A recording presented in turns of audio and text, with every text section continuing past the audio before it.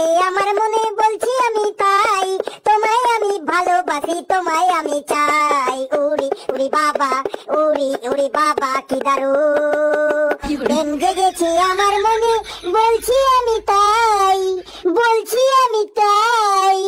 কালু ভাইকে ভালোবাসি ফেলু ভাইকে চাই। উড়ি উড়ি বাবা উড়ি উড়ি বাবা কি দারুণ, প্রেম জেগেছে আমার মনে বলছি আমি তাই, কালু ভাইকে ভালোবাসি ফেলু ভাইকে চাই।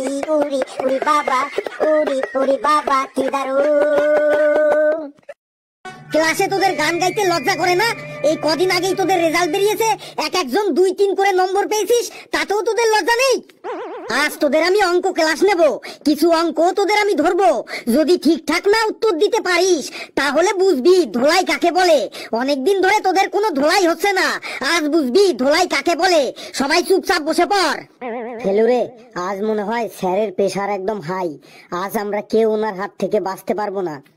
চুপচাপ থাক, না হলে শুধু ওনার হাত কেন, ওনার পা থেকেও আজকে আমাদের কেউ বাঁচাতে পারবে না। তোদের অঙ্কের সিলেবাস তো অর্ধেক শেষ হয়ে গেছে, কারো কিছু মনে আছে? ধরবো কয়েকটা অঙ্ক। কি ব্যাপার, সবাই চুপচাপ আছিস যে? স্কুলে আসার সময় সবার কানের মধ্যে কি ট্রাক্টর ঢুকে গেছে যে কানে শুনতে পাচ্ছিস না কেউ? স্যার, পুরো সিলেবাসের সব অঙ্কই আমার তৈরি, যেখান থেকে খুশি ধরতে পারেন। সাব্বাস হাবলু সাব্বাস, এইরকমই আত্মবিশ্বাস চাই সবার মধ্যে, সাব্বাস। কিরে ঘেটু, কিছু বলছিস না যে? তোর সিলেবাসের খবর কি? হ্যাঁ স্যার, মানে মানে আমারও পুরো সিলেবাসটা একদম মুখস্থ। কিরে ফেলু, তুই কিছু বলবি না নাকি তুই আজ মৌনব্রত করে আছিস? হ্যাঁ স্যার, আমিও পুরো সিলেবাসটা একদম তৈরি করে ফেলেছি, আমিও কারো থেকে কোনো অংশে কম নই। বাহ বাহ বাহ, কি আগুন জ্বলছে তোদের মধ্যে, এই আগুনটাই আমি দেখতে চেয়েছিলাম।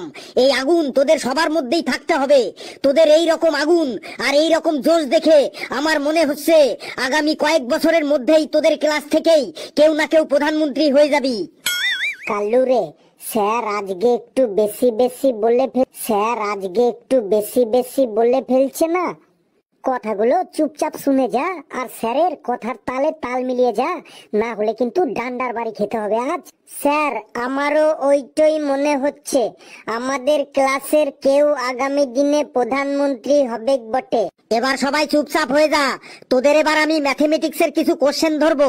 এই কোশ্চেনগুলো 1956 সাল থেকে প্রতি বছরই পরীক্ষায় এসে চলেছে, একদম মোস্ট ইম্পর্ট্যান্ট। হ্যাঁ স্যার, ধরুন।